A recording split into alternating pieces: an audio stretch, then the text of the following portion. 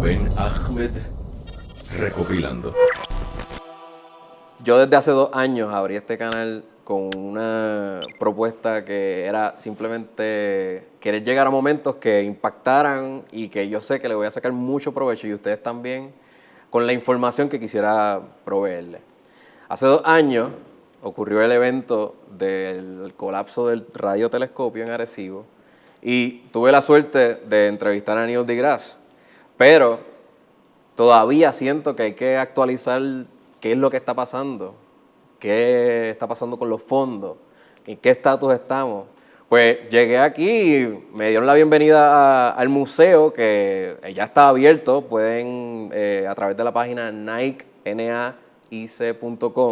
reservar su espacio y pueden ya visitar y orientarse y educarse sobre las estrellas pulsars, diferentes meteoros que hay aquí en reservación. Aquí van a haber aquí van a ofrecer talleres también sobre la astronomía en general, ¿verdad? Así que pueden ya darse cita. Le voy a dar los horarios de 9 de la mañana a 3 de la tarde. De miércoles a domingo, el museo va a estar abierto. Tienen que reservar a través de la página. Ahí compran su boleto y llegan. No se aceptan walk-in. Pero está abierto, vengan ya. O sea, esto es un progreso. Entonces, en cuanto a radiotelescopio, quiero decirles que después de 2 años, estamos en la etapa en donde ya se han limpiado los escombros en la zona del desastre y se oficializó el estudio forense a través de la NASA y otras compañías privadas, cómo fue que colapsó y qué es lo que pasó en realidad en ese momento. Esa es la información que tengo hasta el momento. Todavía la NSF está en una etapa de evaluación de si se va a crear una estructura nueva, reconstruir no sé si es la palabra, porque ya habría que construir cimientos desde cero por el colapso. Pero todavía estamos en una etapa que puede tomar varios años. Yo quisiera seguir dándole updates a medida de que salgan nuevas informaciones, pero eso es lo que les puedo ofrecer al momento. Sin embargo, hoy yo tengo un invitado de lujo, un cinematógrafo que se dio la tarea de llevar la información, no política y controversial, sino la parte que ofrece el radiotelescopio al Arecibo, su impacto. Y ese documental se llama The Biggest Dream, que quienes lo hayan visto mi reseña en mi canal de Instagram se dieron cuenta de que yo quedé fascinado con esa idea y estuvo unas semanas en Caribbean Cinemas, pero pues ahora es qué va a pasar, dónde podríamos verlo, cuán accesible es. Pero para eso yo tengo aquí el mismísimo director, Andrew Hernández. Saludos. Que pues me va a contar más a fondo de cómo se llevó a cabo el proyecto. Sí, tú eres un fiebrú de la ciencia desde chamaquito. Cuéntame, quiero ir desde antes de que se diera este proyecto, si tú en verdad eres apasionado a la ciencia. Sí, soy apasionado a la astronomía y obviamente al cine. Y esa mezcla yo creo que porque el cine ayudó, nosotros cogemos inspiración de la astronomía, de los científicos. Y eso es algo que yo siempre les recordaba a los científicos cuando estaba trabajando con ellos. Les decía, ustedes me inspiran a mí a contar historias. Y siempre ha sido así. Desde los tiempos de Georges Méliès cuando hizo Trip to the Moon, donde todavía lo humano no había llegado a la Luna. Y aquí tenemos a alguien explorando la idea de cómo sería llegar a la Luna, de cómo sería contar historias en la Luna. No, y muchos de los equipos los chips, todo el equipo... gracias a research de la astronomía, que tú puedes lograr tener tu cámara y documentar eso. Exacto. Dicho eso, cuando era niño, vi, por ejemplo, y esto va a sonar clichoso, pero vi Star Wars cuando era niño. Y yo dije, esto es lo que yo quiero hacer toda mi vida. Y sí, me gusta mucho el espacio, pero es que soy una persona curiosa. Y me gusta explorar todas las posibilidades que hay del universo. Y siempre me hice muchas preguntas, obviamente preguntas existenciales. Y uno mira las estrellas, y algo que yo siempre hacía cuando era adolescente, salía de mi casa y miraba las estrellas y me hacía preguntas, ¿no? ¿Qué hacemos aquí? Sí, son las preguntas que tu papá no te pueden contestar y estás como que, pero ¿quién? ¿Alguien me puede contestar lo que me está pasando en mi mente, en mi corazón? Exacto. Necesitabas esos recursos de la astronomía. Sí. Y tú buscaste entre Star Wars y todo, que eso es ficción, pero buscaste en los maestros. Sí, claro. Y al principio eran más preguntas filosóficas que nada, pero obviamente uno siempre le gusta la tecnología y el espacio. Ahora, ya entonces cuando comenzaron a ver todas estas nuevas formas de información como YouTube, etcétera, uno cada vez busca más y más y más información y llegó un punto en donde uno se toma muy en serio toda la infinidad del universo y lo pequeño que uno es en comparación con todos los grandes misterios que existen. Y una pregunta te lleva a otra, una pregunta te lleva a otra y se sigue multiplicando. Pero además está decir que yo solamente soy un entusiasta, soy un aficionado, soy un curioso, un explorador, pero no soy un científico. Lo que soy yo es un historiador, I'm a storyteller. A mí me gusta contar historias. Yo tomo un poquito de la realidad, tomo un poquito de mi imaginación, de la fantasía, y lo mezclo y cuento una historia. Ahora, en este caso, cuando hago trabajo como documentalista, hago un trabajo más informativo, me tomo muy en serio la verdad o el aspecto de los hechos. Uh-huh. Y ahí yo simplemente también dejo que los científicos sean los que nos muestren el camino, porque yo no me atrevería a decir algo que no esté endosado por un científico de alto calibre que me diga si esto es afirmativo. En este caso es algo que yo... fue un principio que me tomé muy en serio a la hora de aceptar el llamado de hacer este documental. Lo vi como un deber bien importante para la comunidad científica y era mi mayor preocupación, concern, era yo poder cumplir con las expectativas de la comunidad científica en darle el homenaje que ellos merecen porque son sus hazañas. Pero, o sea, cuando colapsó el radiotelescopio fue que te entró el como que hay que hacer algo al respecto. No, yo venía ya con yo había tenido ya conversaciones con personal como lo es Ricardo, que es el director de comunicaciones, y ya habíamos explorado, hasta ahí, saludos, ya habíamos explorado las ideas, él me había explorado. Que le quiero dar las gracias a Ricardo por abrirnos la facilidad. Sí, definitivo, gracias Ricardo. Él, años anteriores, ya me había dado la oportunidad de venir aquí y me había preguntado si a mí me interesaba ver las posibilidades de hacer diferentes tipos de contenidos aquí en el observatorio, a lo cual yo me emocioné mucho porque sí, soy aficionado de la astronomía. Y desde ese momento siempre había estado explorando las ideas de qué se podía hacer aquí.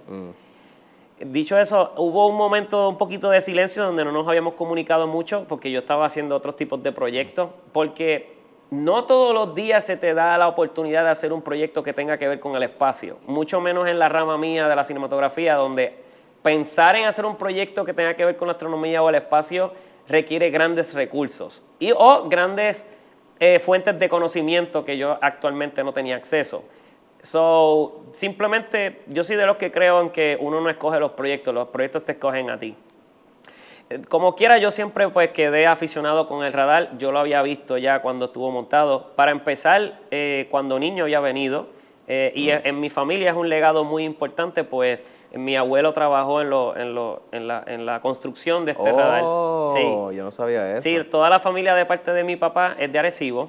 Y mi abuelo trabajó ligando cemento y él nos contaba historias de cómo se le llenaban las botas de cemento, etcétera, con todo lo que hicieron aquí, montando las murallas. Construyendo en este boquete gigante. Sí. Pues por cierto, cuando yo le mencioné, ¿sabes? Mi grupo cercano, mi familia, le mencioné lo que iba a hacer. Ellos se emocionaron a tal nivel que eso fue como un club privado, nosotros hablando del tema y todo, y es porque en paz descanse mi abuelo ya pues partió, pero en este caso yo sentí un deber muy grande y era porque ya había un antecedente de que alguien en nuestra familia participó aquí y para mi abuela era bien importante, para toda mi familia era importante que se conociera lo que ocurrió aquí y por eso yo di ciertos giros en la película donde no lo hago más en un contexto no presente en primera persona, pero sí hace alusión a que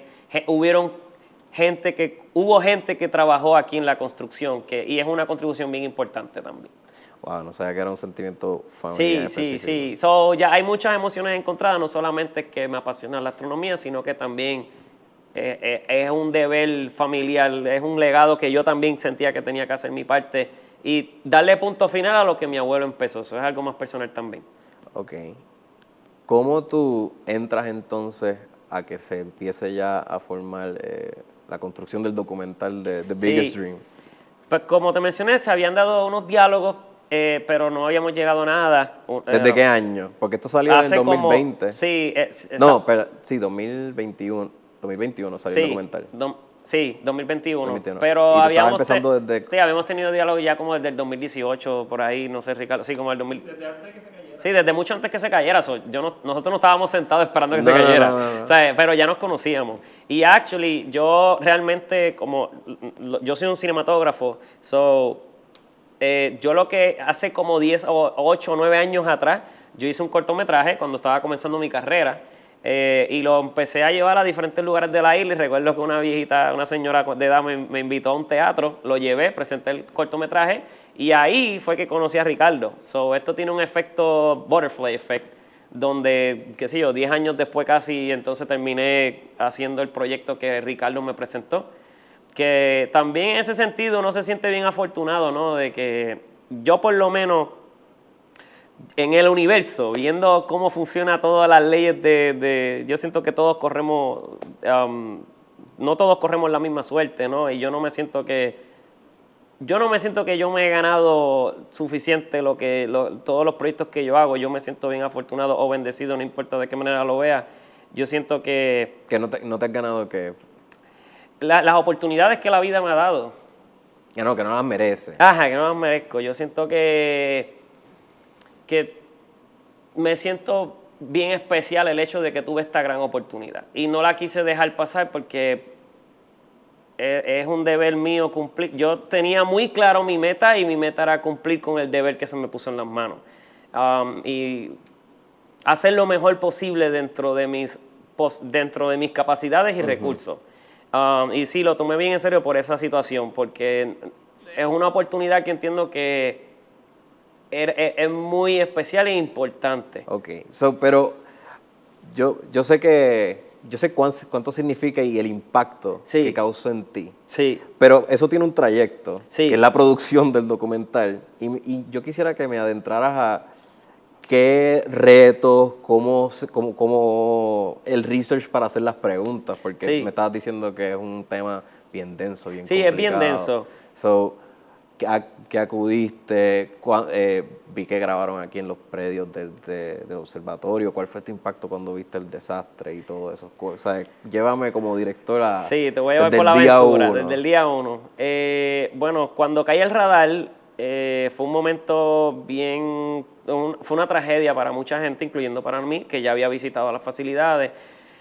No creo que pasó 1 o 2 días, pero no resistí más y le escribí a Ricardo por el texto, le dije, lo lamento mucho, esto es una tragedia, qué mal momento. Es un luto. Un luto, sí. Habíamos hablado del documental del colapso de un gigante que había hecho Deborah Martorell, su especial.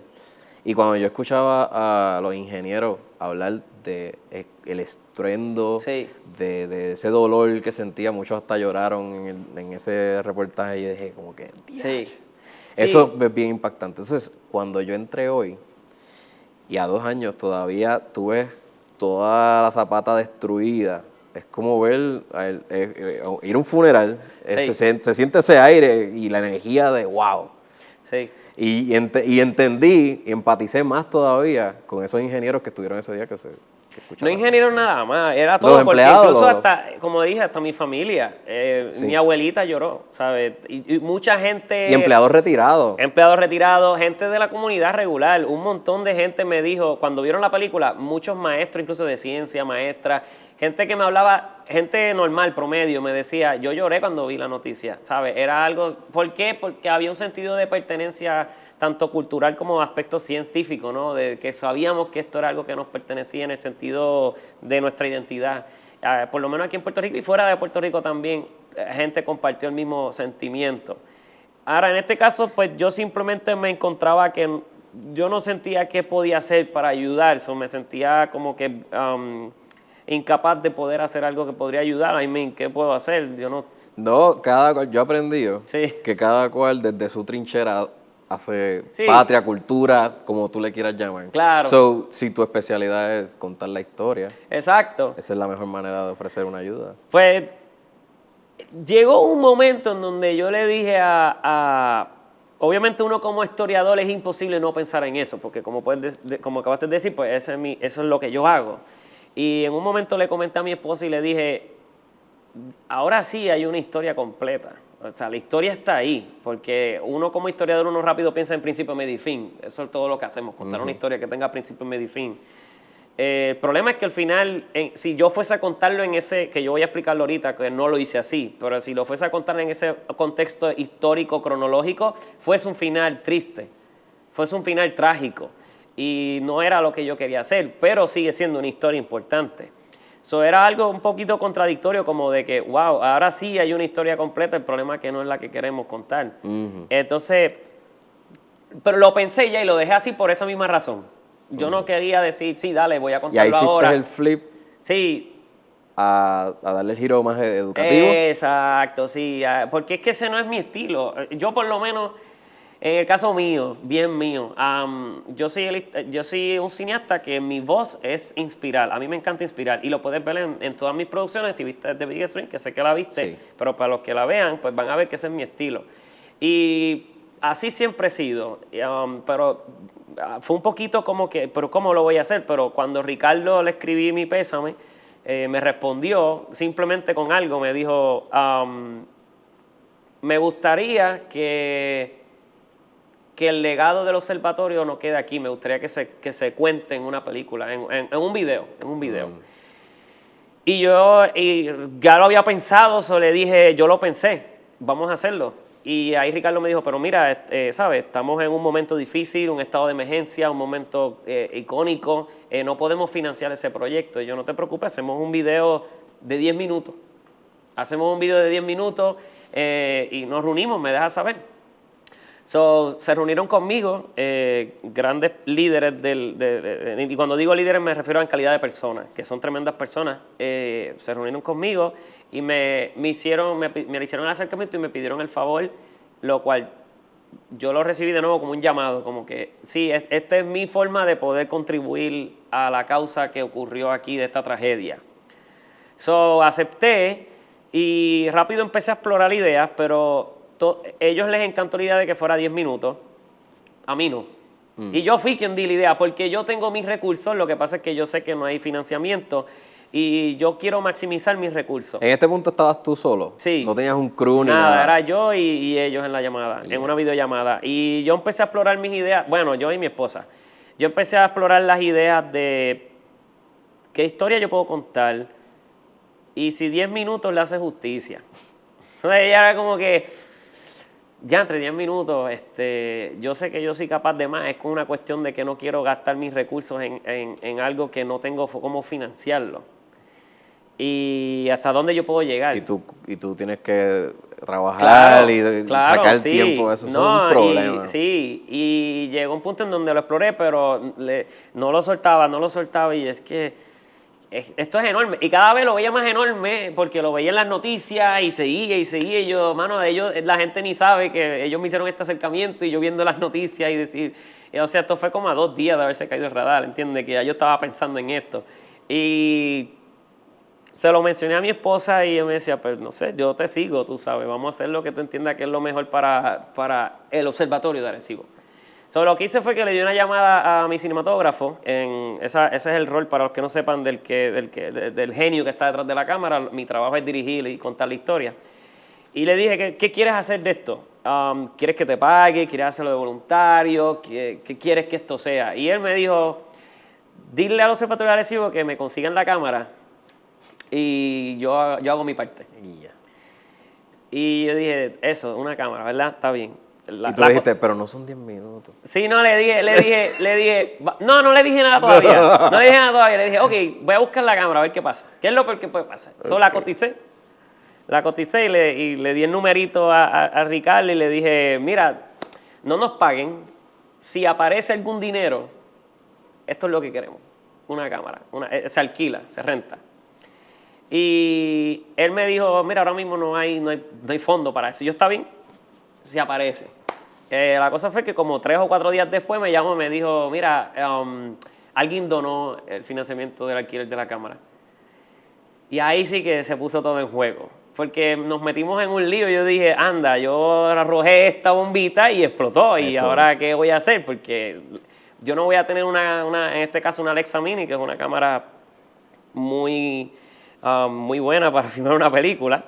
Y le dije al cinematógrafo, mira, la cámara está. Yo no voy a grabar un videíto de 10 minutos con esta cámara allí. O sea, yo no voy a tener una cámara allí súper costosa, con lo que se hace cine, y para grabar 10 minutos. So, te aviso cuántos días vamos a estar allí filmando, pendiente, pero vamos a hacer algo. So, yo hice proceso mental vago, pensando en lo que podría ser la película, y dije, déjame aunque sea intentar grabar, no sé, de 65, 70 minutos. A ver, y le hice el acercamiento a Ricardo y le dije, voy a intentar de grabar 75 minutos de video. No te lo garantizo, lo voy a intentar. Voy a dar lo mejor de mí. Y voy a empezar a buscar recursos para hacer esto posible. Y él me dijo, dale, genial, haz lo que tú entiendas. Porque algo que fue bueno fue que el Observatorio de Arecibo y Ricardo me dieron mucha libertad creativa en el sentido de utiliza tus recursos como mejor tú entiendas posible. En todo caso, simplemente, que era mi mayor preocupación, es que entre todos sepamos que la ciencia esté correcta. Esa siempre fue una de mis prioridades. So, una vez tenía la cámara y sabía entonces ya lo que quería hacer, que era estirar el chicle lo más posible en ese sentido, hice algunas llamadas a algunos colegas, porque el detalle era que estábamos en el medio de la cuarentena, donde estamos en una pandemia, no todo el mundo quería filmar. Como ya yo había tenido conversaciones previas con Ricardo, yo sabía que ellos tienen unos apartamentos aquí para quedarse en el observatorio, en las facilidades del observatorio. So, yo lo que le dije a Ricardo es, dame un crew para que se queden en los apartamentos. Y él me explicó que eso alguien lo tiene que financiar. Y yo, bueno, si aparece otro dinero, que sea eso.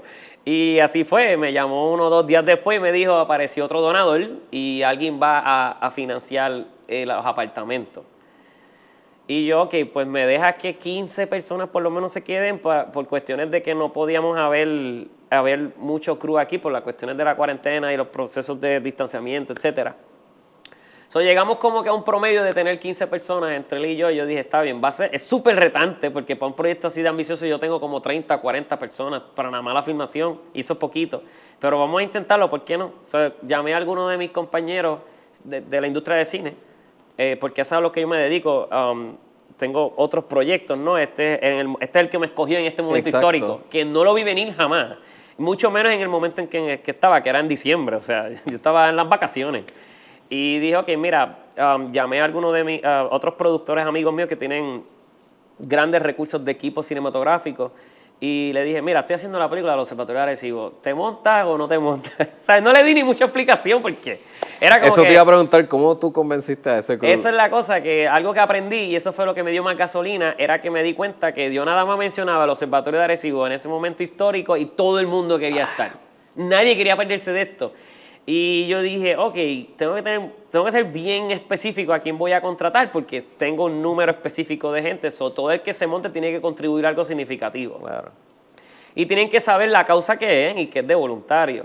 So, ese fue mi primer acercamiento con diferentes personas que son todos mis colegas y a todos ellos les debo el video. Y yo sé que quizás ellos ven este video y lo aprecio y lo llevo en el corazón. Esta película es de todos ellos. So, montamos el crew, teníamos los equipos. No era nada descabellado de que teníamos las puertas abiertas de todos los equipos del mundo, era un equipo limitado, pero hacía justicia a lo que íbamos a hacer como película. So, una vez ya tenía eso, entonces me pude dar espacio a pensar en la historia. Exacto. Sí. Ahora hay posibilidades de hacer algo más desarrollado. Sí, y hacer algo más con el estilo de cine, que yo sé hacerlo, sé hacer cómo se ve a cine. Y a mí me encantan los documentales, especialmente documentales del espacio. O sea, eso es lo más que yo veo. Me encantan. Desde cualquier plataforma. Y eso es lo más que tú haces generalmente. Sí, mano. Es el contenido que más yo consumo. No, y el que tú creas también. También. Okay. Me encanta la ficción. He hecho ficción. Tengo películas tanto de fantasía como drama, etcétera. Pero lo más que me gusta, sí, definitivamente, es documental. Y el documental, sin quitar mérito, ante mis ojos es más cine que nada, porque el cine nació con documentales. El primer cine que existió es documental. Era grabando trenes llegando a la estación, era grabando a empleados salir de fábrica. El cine es contar una historia y los documentales cuentan una historia. El detalle es cómo le damos un giro a este documental que se sienta película porque especialmente aquí en Puerto Rico la gente todavía, yo siento que no había entendido que un documental es cine, y yo necesitaba que ellos entendieran eso. Y para eso yo se lo uso diferentes tipos de herramientas para que se sienta cine y la gente lo pueda llamar en confianza como película. Y eso la gente se la tiene que dar. La película se lo tiene que ganar. Y eso requiere serios elementos de conocimiento cinematográfico que si se trabajan bien se logra. Y yo sabía que se podía lograr por todo lo que te mencioné de los diferentes recursos, etcétera. Yo sabía que se podía hacer. Era una cuestión de ya ahora ser bien disciplinado. A trabajarlo como si estuviéramos grabando una película. Desde la historia hasta la cinematografía, hasta la música. ¿Y cuál fue la barrera o la malinterpretación que tenían las personas sobre el género documental? Pues mira, algo que he aprendido como guionista es que hay diferentes tipos de documentales. Está el documental noticiero, está el documental de reportaje, está el documental narrativo, está el documental de recreaciones. Hay un montón hay variedad de diferentes tipos de documentales. Tiende a ser que el más que estamos acostumbrados a ver en televisión, porque el documental emigró a tener un hogar muy, muy justo en la televisión, es el documental, por ejemplo, de reportaje, etcétera. Entonces la gente, cuando escucha la palabra documental, la gente promedio le coge un poquito de cuco, que piensan que van a ver una noticia. ¿Entiendes? Que no está mal, sin quitarle mérito, porque sigue siendo documental. Lo que pasa es que un documental de noticia o informativo o educativo o de reportaje que tiene su propósito y su lugar en el universo, no necesariamente está diseñado para entretener. Y la gente cuando va al cine, comúnmente lo que quiere es entretenerse. Si tú le vas a vender una experiencia de documental, película, a la gente, al cine, puede ser que ellos digan, la gente promedio, no todo, ¿okay? Puede ser que ellos digan, pero ¿para qué yo voy a ir al cine? ¿Sabes? No es el flow de ir al cine, ¿entiendes? Ellos lo que quieren... Yo quiero ver tiros, quiero ver los carros pasando, quiero ver explosiones. Sí, en todo caso tú tienes que venderle la idea de que el documental lo que vas es a contar una historia. Y para eso tienes que saber, honestamente, el documentalista tiene que saber lo que está haciendo en ese sentido. Por ejemplo, cuando vas a contar una historia con un documental, una historia que se sienta narración, una historia narrada, un cuento, tienes que contar la historia del personaje. Y este caso, que fue el primer acercamiento que le hice a Ricardo, es dejar a los científicos contar su historia. Es que ellos cuenten sus anécdotas. Y yo quería que la historia fuese desde el punto de vista de los científicos. Yo no quería contar... va a sonar un poquito contradictoria, pero no es contar la historia del instrumento, era contar la historia de los científicos. Son los científicos. Sí, porque el instrumento es la herramienta que ellos utilizan. Sí, y la gente con quien se va a identificar realmente, aunque ellos creen que se van a identificar con el instrumento, con quien se van a estar identificando es con los científicos. Claro. Porque todo el mundo se enfocó, que no está mal, es importante, todo el mundo se estaba enfocando en cubrir el instrumento o en las hazañas a través del instrumento. Pero si contamos las historias las anécdotas de los científicos, vamos a empezar a empatizar más con ellos porque vamos a identificarnos. ¿Qué pasaría si yo fuese científico? ¿Qué pasaría si yo estuviese en los pies de ellos? Empezamos a hacernos ya preguntas.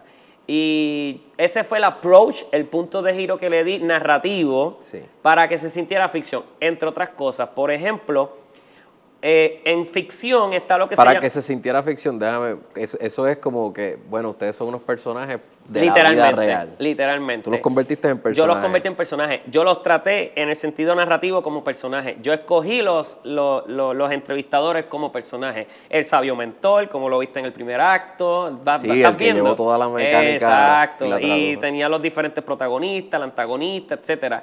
En este caso, el antagonismo era la falta de conocimiento de la gente promedio, porque eso fue lo que me educaron en el observatorio, que mucha gente no sabía la gran pregunta, ¿qué se hace en el observatorio? Ese era mi antagonista. En todo caso, yo puse a mis diferentes protagonistas y les di diferentes propósitos dentro de esa película.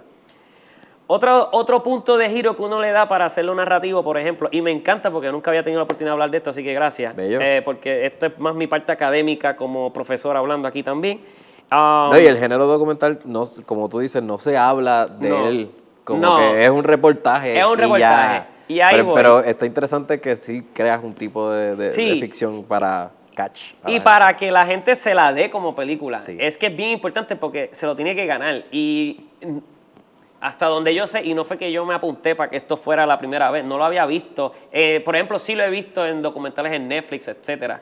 Menciona uno rápido, así que tú le digas a la gente, mira, Pandemic. En Netflix. Actually, me inspiré mucho para hacer esta película. La había visto, y Pandemic fue bien extraño porque salió antes de la pandemia, y de momento yo había visto ese documental y dije como que, wow, ese documental está bien. Esa es una serie, sí. Como de 3 episodios. Como de 3 episodios. Y cuenta diferentes anécdotas de diferentes personas. Exacto, es como que la frontera de el que hace protocolos en una pandemia, el científico que va a hacer research de la vacuna. Sí. ¿Y cuántos documentales has visto así? Son bien pocos. Son bien pocos. Sí. Yo no he visto y aquí voy a decirte el Tiene último muchas truco. dimensiones. Hay muchas dimensiones. Y te voy a decir el último truco, en el sentido de que, actually, este fue el riesgo mayor que tomé como director o como historiador, porque me dio miedito, porque yo por lo menos nunca lo había intentado. He hecho muchos documentales, pero nunca lo había intentado, y sabía que funciona porque lo vi en la serie y quería intentarlo y sabía que era la mejor forma posible. Pero, por ejemplo, en un reportaje a la gente... Porque en ficción está lo que se llama la cuarta pared. La cuarta pared es la magia de nosotros tener la ilusión de que estamos en ese otro mundo. Sí, de que abrimos una casa por el techo literal, y estamos viendo lo que está pasando ahí. Y lo vemos en tercera persona. En el teatro eso no existe en el sentido de que estamos allí con el actor. Exacto. O que el actor puede interactuar con el... Me refería a cuando un comediante, por ejemplo, puede interactuar, porque obviamente Y el teatro, rompe esa cuarta y rompe la cuarta pared. Porque obviamente sí, en teatro pueden tener la cuarta pared invisible también si están actuando. Pero me referí más en que si la persona interactúa con el personaje, rompe la cuarta pared. Pues, ¿qué es lo que pasa en los documentales? La persona siempre rompe la cuarta pared porque está hablando a la cámara. Claro. Le está hablando a la audiencia, le está hablando a la gente. Nos encontramos aquí en el Observatorio de Arecibo y empiezan a hablarle. Eso rompe esa magia. Claro. Y yo había visto muchos documentales históricos aquí en Puerto Rico que también rompen siempre esa magia. Algo que tú nunca viste fue que nunca miraron la cámara. Cierto. ¿Verdad? Es bien tradicional el... Sí. Nos encontramos en el observatorio y yo estaba... ¡Oh! Y está esto. Eso es una mierda. Pues eso es un detalle bien pequeño, pero requiere un acercamiento cinematográfico que no es común en los documentales o mucho menos en los documentales, punto. En los documentales aquí en Puerto Rico, eso iba a decir, no es como en Puerto Rico. Sí, sí. Sin quitar mérito a todos los demás documentales. No. Vamos a pararnos ahí. ¿Cómo está el desarrollo de la industria de cine? Porque yo sé que, a mi entender, aquí no hay una industria de cine. O sea, aquí no hay un estudio gigante que diga, tú eres el director tal, toma, como lo es Hollywood, por compararlo así. Injustamente, pero... Sí. Y yo sé que es bien difícil producir, como que en este caso tú tienes ese atropello de los fondos y todo. ¿Cómo estamos en esa etapa de progreso, tanto en lo académico y en lo económico? Sí, aquí en Puerto Rico no existe algo como, o sea, decimos industria, pero realmente los que estamos en ella sabemos que no existe una industria como tal, porque una industria tiene que generar tal capital como para alguien trabajar, tener un trabajo estable. Y sí hay un grupo pequeño de unionados, por ejemplo, que trabajan en muchas producciones extranjeras que vienen a Puerto Rico y vienen con grandes financiamientos y tienen un trabajo un poco más estable.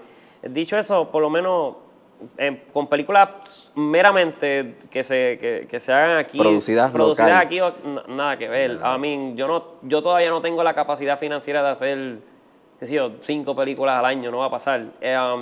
Y en todo caso, porque no existe una distribuidora. Los grandes estudios de distribución como Disney, no sé,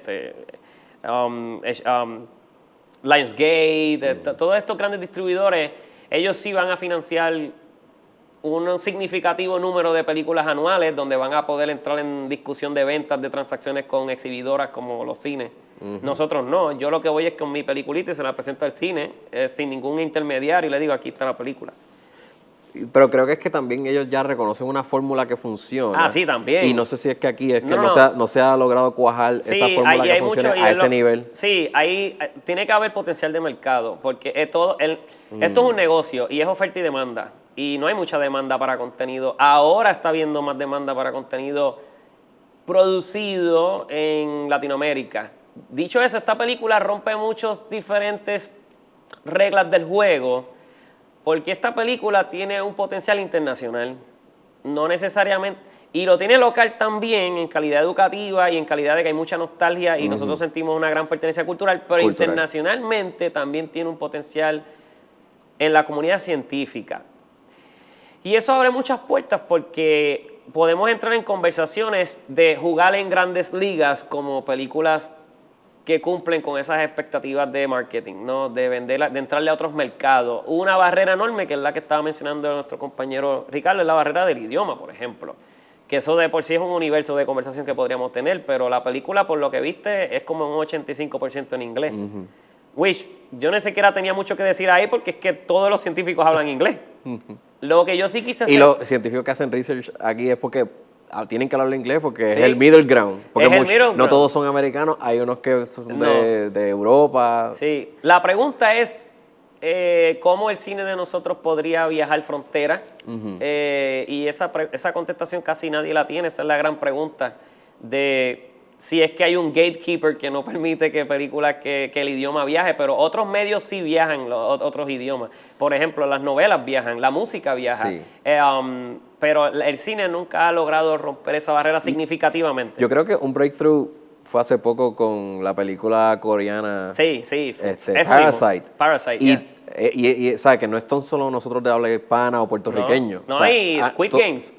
Squid Game, Drive My Car, que salió es la primera vez que yo he visto que se están expandiendo los horizontes internacionalmente. Con otros idiomas, la gente está acostumbrándose más a leer los subtítulos o a ponerle el doblaje, cosa que yo honestamente no tengo ni problema. Cuando alguien me dice, hay un tabú también de, yo nada más la quiero escuchar en el idioma en que se filmó. Mira, vela de la forma en que mejor te funciona a ti. Exacto. Si quieres escucharla doblada, muy bien. Si quieres leer el subtítulo, muy bien. Si quieres verla en el mismo idioma, muy bien. La idea es que consumas otros tipos de contenido. ¿Y siente que se está aceptando ya más leer el subtítulo para interpretar ese language barrier? Sí, a nivel pop.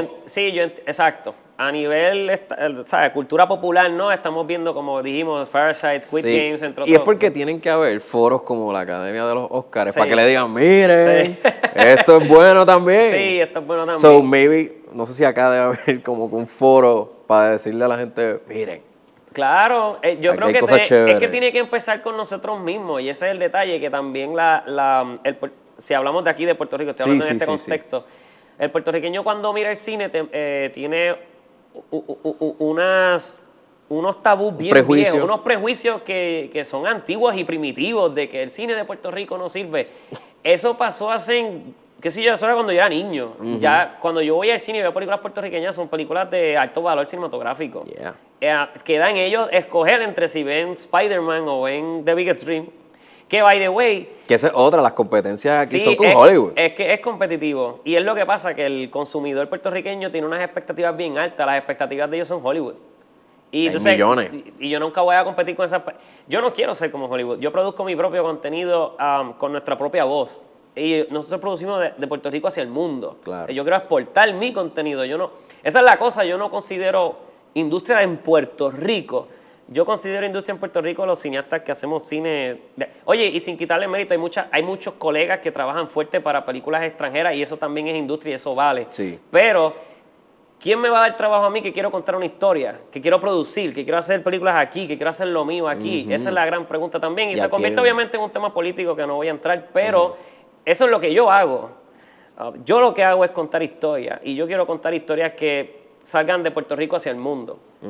Y por lo menos esa es mi visión. Exacto, y si no hay una industria, esas historias no van a salir porque vamos a estar produciendo... La industria va a haber cuando haya demanda. Y también, obviamente, yo tengo que ser sabio y saber la cantidad de gente que va al cine, tengo que estudiar el mercado, cuánta gente va al cine, por lo menos las salas de cine, o cuánta gente consume mi contenido en streaming, por ejemplo.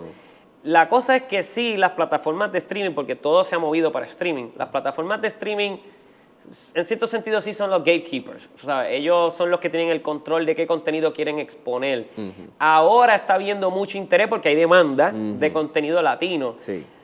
Yo no sé dónde cae The Biggest Dream, honestamente. The Biggest Dream sí es hecha por latinos, es hecha por puertorriqueños, es producida por nosotros, pero es un contenido internacional. En todo caso, yo le di un poco de sabor caribeño, específicamente, y mostrando en el tercer acto, y no solo eso, sino que presento la contribución puertorriqueña. Y lo hago con mucho orgullo porque son yo creo que, por ejemplo, el profesor Abel Méndez, uno de los astrobiólogos más importantes del mundo, está aquí con nosotros y para mí la participación de él en la película es crucial. Excelente, sí. excelente. Y no solo eso, sino que quise proyectar el gran legado que se le ha dejado a los jóvenes puertorriqueños en la astronomía, como por ejemplo con Génesis, que sale al final de la película, donde ella presenta su visión ante sus ojos. Sí. Quiero recordarle a la gente, si me da el espacio, de que el hecho de que yo estructuré la película que fuese como que tuviera el sabor de ficción, la película sigue siendo un documental en la naturaleza de que las preguntas están hechas y los entrevistados están respondiendo. Yo no escribí sus respuestas. Estas son respuestas de científicos reales que están teniendo una conversación genuina y están diciendo lo que sienten dentro. Ellos están diciendo lo que piensan y lo que sienten. Yo solamente estoy haciendo preguntas actually bien abiertas. Sí. Que me cambie un poco la trama, porque yo puedo establecer el norte de a dónde yo quiero llegar, pero sus contestaciones me van cambiando la trama. Entonces yo me tengo que adaptar un poco a lo que ellos están contestando. Okay. Pero déjame ver si me ubico, porque yo no lo sentí que, a pesar de que le quería dar ese toque ficticio, en donde lo que estoy entendiendo es como que pues no miran a la cámara. Exacto. Y quiero ser más personal con ellos. Exacto. Nunca sentí que estaban siendo manipuladas sus respuestas ni nada. No. Yo sí lo sentí como un estilo documental porque me baso en que es un hecho Es un lo que me hecho. están contando. Es un hecho. Entonces, sí, la ciencia astronómica es bien fantasiosa porque, on usar la average, imaginación. no vemos lo que... Sí. A través de estos instrumentos como único se puede ver eso. Y en el caso del documental que pues usa animaciones y todo. Sí. Pero... Y la música se siente ciencia ficción. bueno, sí. La música. Tú le das lo decoras para darle el feeling, pero Ajá. es un hecho real, genuino Sí. y de vivencias de lo que están viendo. Y por eso también era importante también enmarcarlo de que cuando, por ejemplo, para mí es bien importante el discurso motivacional de inspiración que da Génesis al final de la película, donde ella está diciendo lo que para ella representa el futuro de las ciencias de la astronomía en Puerto Rico y el Observatorio de Arecibo. Y todo el que no lo ha recibido, no se puede tomar por menos el discurso que está dando esa joven, porque ella está diciendo algo muy poderoso. ¿Y qué nosotros vamos a hacer al respecto? Porque lo único que no es un hecho es que yo no doy respuesta en mi documental, porque yo no soy quien tengo esa responsabilidad. Yo no puedo contestar la gran pregunta de qué va a pasar con el Observatorio de Arecibo, que esa es la pregunta que todo el mundo me hizo, porque eso es lo que todo el mundo quiere saber. ¿Sabes qué? Esa pregunta la contesta cada uno en su corazón. Cada cual tiene que contestarse la pregunta. Pero para ti, ahora que tienes Sí. el foro, Sí. ¿por qué es tan importante poner esa información out there, aparte de lo cultural y, o sea, en aspecto científico, hablándole al que se motive así a encaminarse a ser un profesional dentro de esa área, de la astronomía? ¿Qué hace tu documental para ello? ¿Por qué para ti también es importante exponer eso? Contesta preguntas que todos tenemos y todos nacemos a este mundo con una curiosidad enorme, infinita, por la existencia del universo y quiénes somos en este mundo. Y yo creo que es importante para que la ciencia... Hay un tabú ideológico, perdona que te interrumpa. Claro que sí. Sí. Esta ideología mía tiene todas las respuestas. Sí. Y ahí clashea con la ciencia en ese sentido. Yo creo Porque que... la ciencia cuestiona. Claro, la ciencia cuestiona y es importante que cuestione. Que se cuestione. Claro, es que para eso es la ciencia y yo considero que es que yo tengo ideas también. Yo no tengo todas las respuestas. Yo no soy científico. Yo uso mucho la imaginación, actually. Yo creo que la gasolina de la ciencia es la imaginación. Y yo creo que fue Albert Einstein que dijo algo así, que lo estuve leyendo. No lo dijo como yo lo acabé de decir, pero básicamente que la imaginación es la creatividad divirtiéndose, algo así. Y es eso, o sea... Yo estaba hablando con Reinaldo, Sí, que sí. está aquí atrás de las cámaras, hablando los otros días en el libro de Homo Sapiens, Sí. que hubo un corillo de Homo Sapiens Sí, que evolucionaron gracias a la imaginación. sí. Porque estaban ya thinking ahead y visualizando lo que iba a pasar basado en esta decisión. Exacto. Y esos progresaron más que los que simplemente tenían lo que tenían al frente y ya. Es que de qué otra forma nos hubiésemos extinto ya. Si fuese así, si fuese en ese contexto, nos hubiésemos extinto. Yo creo que la ciencia es importante, nos pone más de cerca a la verdad, y la verdad es importante. Es importante.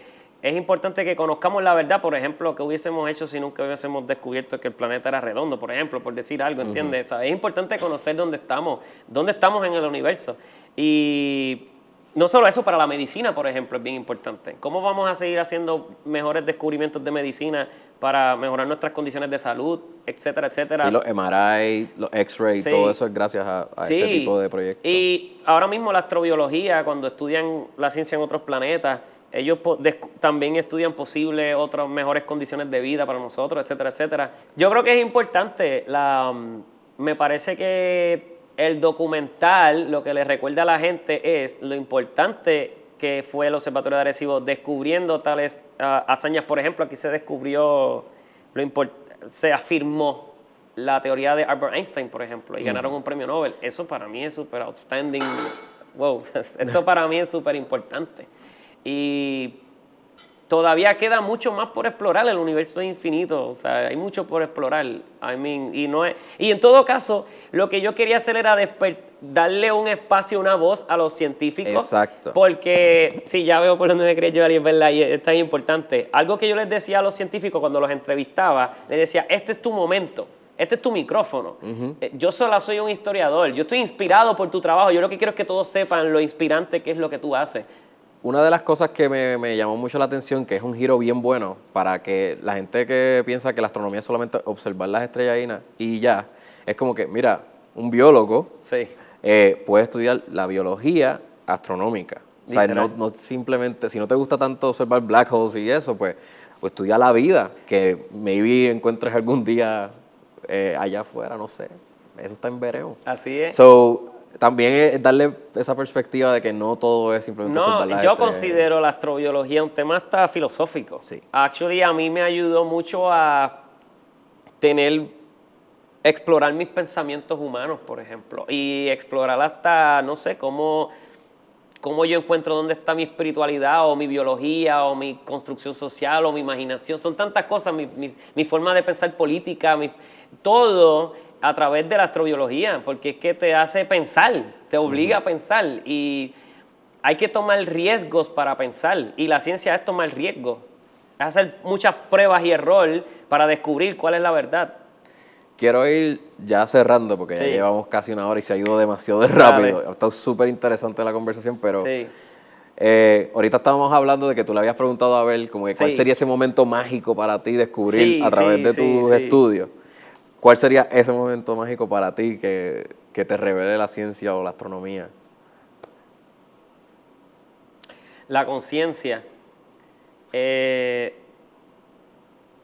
Yo creo que donde más curiosidad yo tengo y más misterios yo quisiera descubrir a través de la ciencia es acercarnos a conocer cuándo comenzó la conciencia.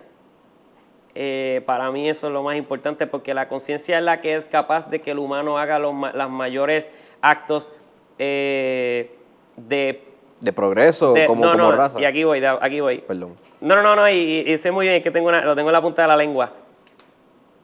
Los mayores actos de compasión y los mayores actos de maldad. Y yo creo que eso es bien importante hasta para la salud mental, ¿sabes? Creo que hay mucho más que podemos explorar en cuanto a la conciencia. Yo creo incluso, y aquí me quiero ir, dame un brequecito porque esto te va a gustar. Yo creo que nosotros tomamos muy por menos la capacidad que tenemos nosotros de hablar y actuar sin pensar en lo que pensamos. Nosotros no estamos actuando pensando cómo pensamos, porque muchos pensamientos nosotros o los reprimimos o los ignoramos porque no queremos actuar en base a nuestros pensamientos y actuamos en base a una formación que tenemos, alguna idea.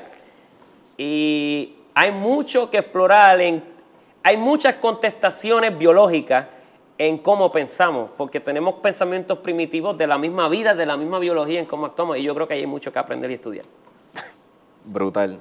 Sí, Hay veces que las decisiones Sí, y las conclusiones que nosotros mismos tenemos que solamente se quedan aquí Ahí. es pues alterada por el miedo. Literal. Porque Y pues el tienes un miedo prejuicio de que fulano te dijo algo o no. Y el miedo es una emoción que es un instinto humano de supervivencia. So, el miedo simplemente va a venir siempre. La condición de toma de decisiones de cada ser humano, si viene en base al miedo, es el miedo a no morir.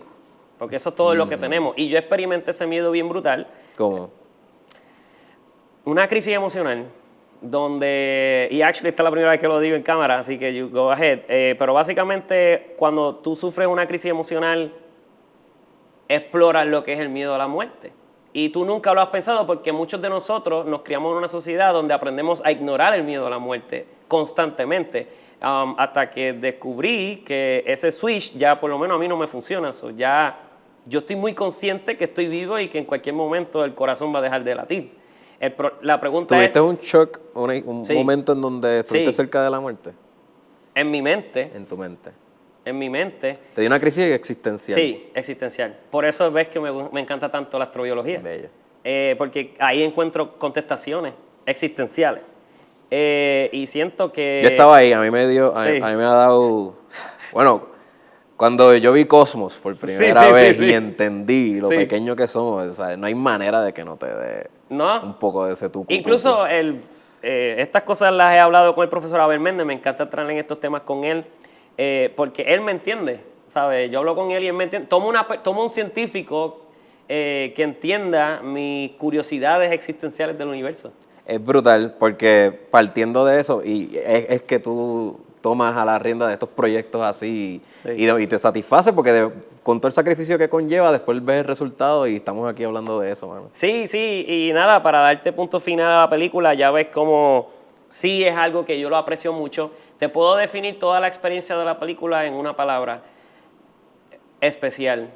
Fue algo bien especial para mí, para mi familia, para mi esposa, para todos los que trabajaron en esta película.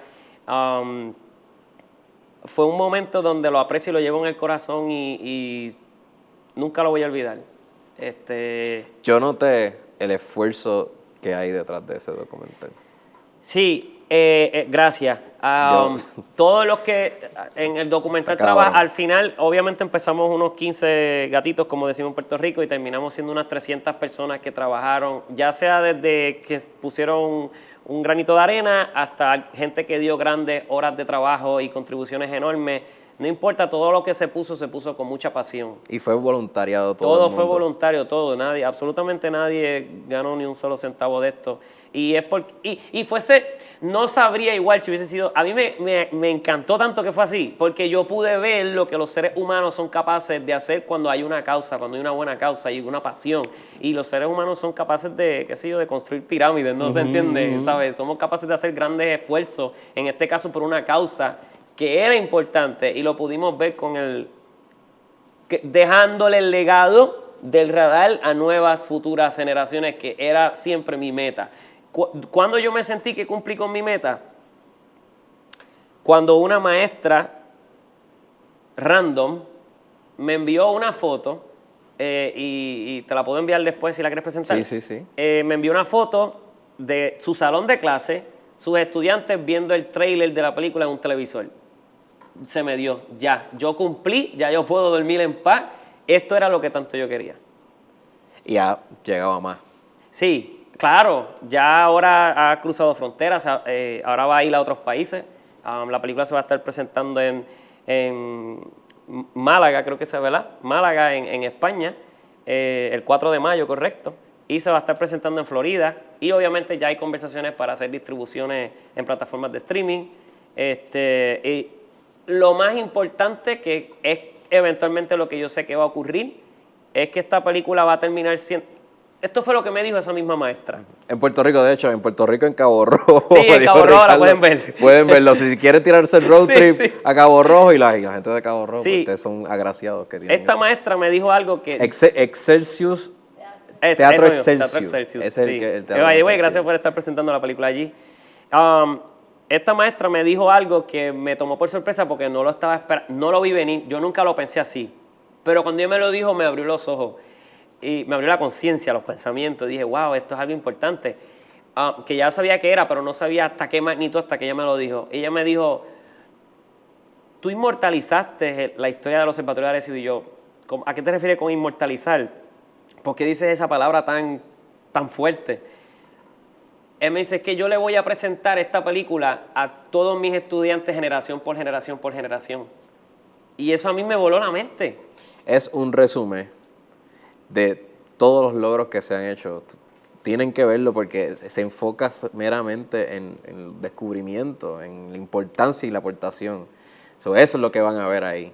Y claro, el Fiebrú, todos los maestros y los profesores tienen que enseñarle el resumen.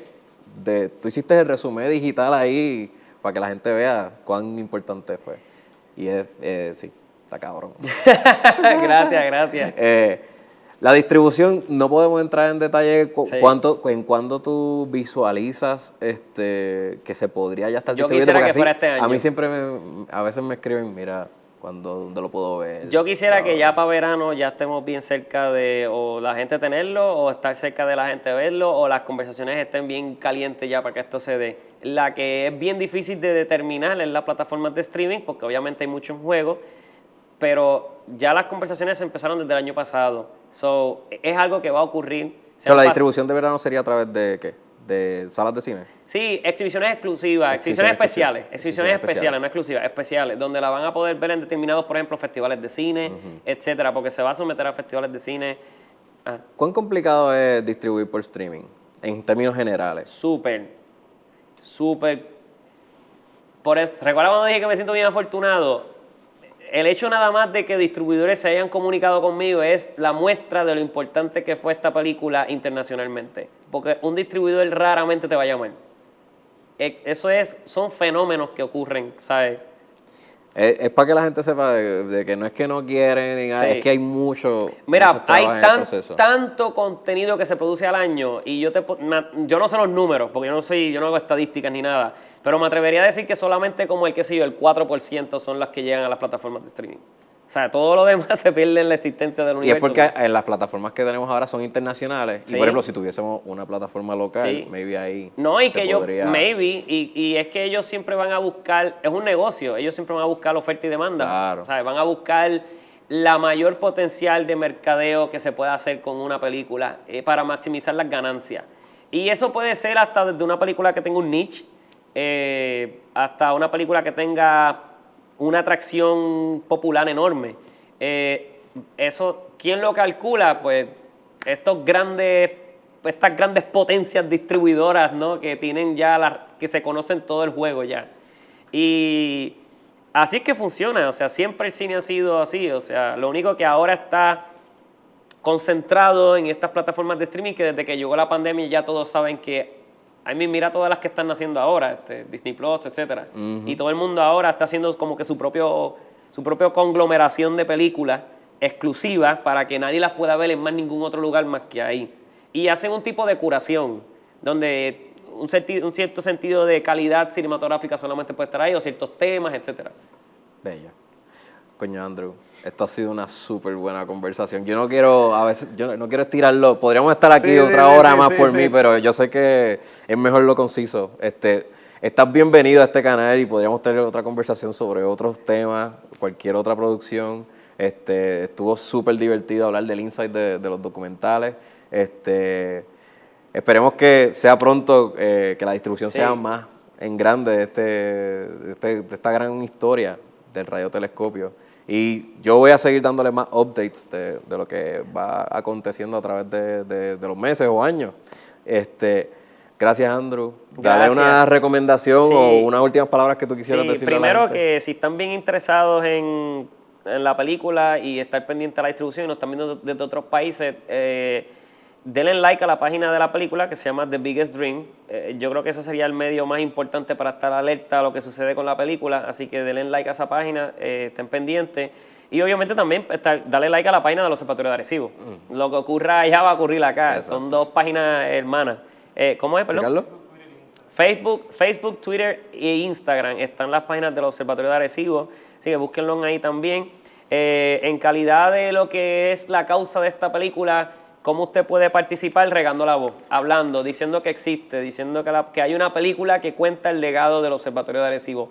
Háblelo, siempre menciono, hay una película que cuenta el legado del Observatorio de Arecibo, especialmente si está involucrado con gente en la comunidad de ciencia, una clase de ciencia, están hablando del tema de la astronomía, lo pueden mencionar, hay un trailer que pueden compartir, hay mucho contenido en la página del Observatorio de Arecibo de científicos hablando, etcétera, que están hablando directamente de la película. Eventualmente, es un hecho, la película la van a poder visualizarla, es cuestión de tiempo y cuando puedan tener acceso, incluso eventualmente van a poder tener acceso a la película incluso hasta en Blu-ray, donde la van a poder comprar aquí en el componente educativo y poder entonces tenerla ya físicamente y guardarla en su archivo de otros contenidos de película.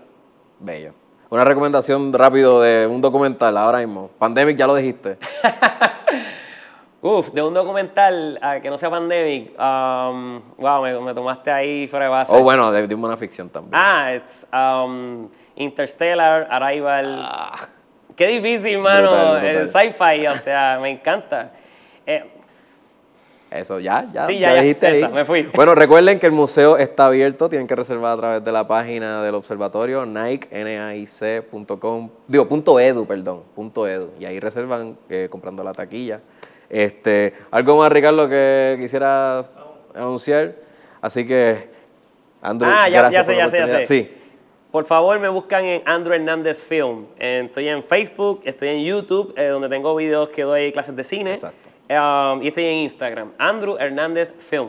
Perfecto. Gracias por la oportunidad, gracias por la gestión, porque estamos aquí, gracias que Andrew me puso adelante y estamos dentro del observatorio haciendo esta conversación que pienso que está súper brutal. Gracias a ti por la oportunidad, ha sido un honor y estoy súper contento de que esto se diera, de verdad que sí. Quería decirte que eres la persona que me fue de mucha inspiración cuando cubriste la reseña de la película. Gracias, vale mano. mucho. Igual, yo sentí que tenía que hacerlo porque vi el empeño. Eso fue lo que me motivó. Y yo sé que el cine, estás compitiendo con unas películas que el público promedio, como dices, no está acostumbrado a esto. Y no es menosprecio, es que pues hay una maquinaria que es mucho más poderosa que es con la que estamos trabajando. Y yo sentía que quería aportar desde mi trinchera. Lo aprecio mucho, sí.